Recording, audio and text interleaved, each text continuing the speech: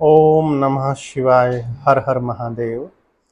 शिव पुराण में श्री रुद्र संहिता के द्वितीय खंड से अभी तक हम 14 अध्याय कर चुके हैं।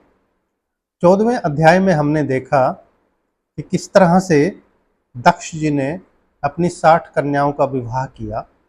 तत्पश्चात उनके यहाँ स्वयं देवी माँ दुर्गा ने जन्म लिया, जिनका नामकरण हुआ उमा के रूप में, यानी उनका नाम उमा रखा गया। अब 15वां अध्याय देखते हैं, इसमें क्या लिखा हुआ है शिव पुराण में। 15वें अध्याय का शीर्षक है सती की तपस्या। ब्रह्मा जी बोले, हे नारद, एक दिन मैं तुम्हें लेकर प्रजापति दक्ष के घर पहुंचा। वहां मैंने देवी सती को उनके पिता के पास बैठे देखा। मुझे देखकर दक्ष ने आसन से उठकर मुझे नमस्कार किया। तत्पश्चात सती ने भी प्रसन्नतापूर्वक मुझे नमस्कार किया। हम दोनों वहां आसन पर बैठ गए। तब मैंने देवी सती को आशीर्वाद देते हुए कहा, सती, जो केवल तुम्हें चाहते हैं और तुम्हारी ही कामना करते हैं, तुम भी मन में उन्हीं क्या सोचती हो, उसी के रूप का स्मरण करती हो। उन्हीं सर्वज्ञ जगदीश्वर महादेव को तुम पति रूप में प्राप्त करो, वे ही तुम्हारे योग्य हैं। कुछ देर बाद दक्ष से विदा लेकर मैं अपने धाम चल दिया। दक्ष को मेरी बातें सुनकर बड़ा संतोष और प्रसन्नता हुई। मेरे कथन से उनकी सारी चिंताएं दूर हो गई। धीरे धीरे सती ने कुमारावस्था पार कर ली और वे युवा अवस्था में प्रवेश कर गई। उनका रूप अत्यंत मनोहारी था। उनका मुख दिव्य तेज से शोभायमान था। देवी सती को देखकर प्रजापति दक्ष को उनके विवाह की चिंता होने लगी। तब पिता के मन की बात जानकर देवी सती ने महादेव को पति रूप में पाने की इच्छा अपनी माता को बताई। उन्होंने अपनी माता से भगवान शंकर को प्रसन्न करने के लिए तपस्या करने की आज्ञा मांगी। उनकी माता ने आज्ञा देकर घर पर ही उनकी आराधना का आरंभ करा दी। अश्विन मास में नंदा अर्थात प्रतिपदा, षष्ठी और एकादशी तिथियों में उन्होंने भक्तिपूर्वक भगवान शिव का पूजन कर उन्हें गुड़, भात और नमक का भोग लगाया और नमस्कार किया।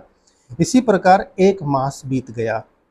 कार्तिक मास की चतुर्थी को देवी सती ने मालपुओं और खीर से भगवान शिव को भोग लगाया और उनका निरंतर चिंतन करती रही।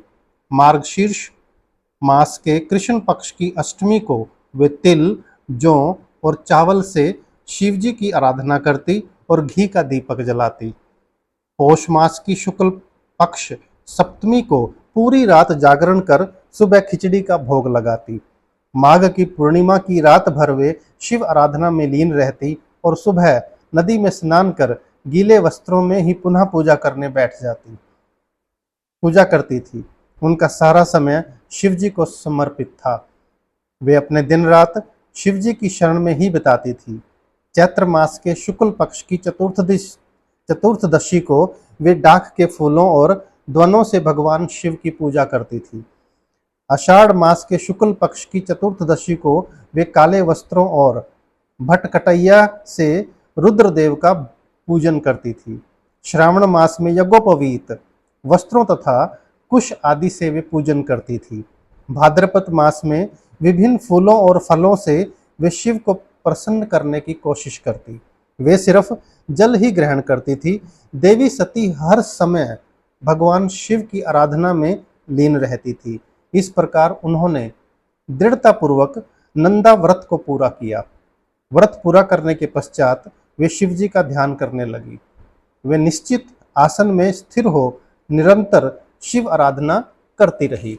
हे नारद, देवी सती की इस अनन्य भक्ति और तपस्या को अपनी आंखों से देखने मैं, विष्णु और अन्य सभी देवी देवता और ऋषि मुनि वहां आ गए। वहां सभी ने देवी सती को भक्तिपूर्वक नमस्कार किया और उनके सामने मस्तक झुकाए। सभी देवी देवताओं ने उनकी तपस्या को सराहा। तब सभी देवी देवता और ऋषि मुनि मेरे और विष्णु सहित कैलाश पर्वत पर पहुंचे। वहां भगवान शिव ध्यान मगन थे। हमने उनके निकट जाकर दोनों हाथ जोड़कर उन्हें प्रणाम किया और उनकी स्तुति आरंभ कर दी। हमने कहा, प्रभो, आप परम शक्तिशाली हैं। आप ही सत्व, रज और तप आदि शक्तियों के स्वामी हैं।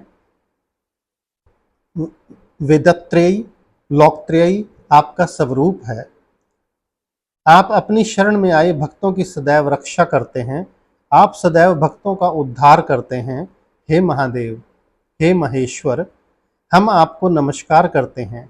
आपकी महिमा जान पाना कठिन ही नहीं, असंभव है। हम आपके सामने अपना मस्तक झुकाते हैं। ब्रह्मा जी बोले, नारद, इस प्रकार भगवान शिव शंकर की स्तुति करके सभी देवता मस्तक झुकाकर शिव जी के सामने चुपचाप खड़े हो गए। तो हमने 15वें अध्याय में देखा कि देवी उमा तपस्या कर रही हैं भगवान शिव को प्रसन्न करने के लिए। सभी देवता उनके दर्शन करने आते हैं, उनको नमस्कार करके, उनकी स्तुति करके वे भगवान शिव की शरण में चले जाते हैं। आप सभी से निवेदन है कि अभी तक अगर चैनल सब्सक्राइब नहीं किया तो चैनल को सब्सक्राइब करें, मेरे साथ जुड़े रहिए और भगवान के चरणों में जो भी हमें क्षमता है, भक्ति भावना है, उसके अनुरूप हम शिव पुराण और श्रीमद् भगवत गीता के जितने भी अध्याय हैं, श्लोक हैं, इनको अर्पित करते हैं। ओम नमः शिवाय। हर हर महादेव।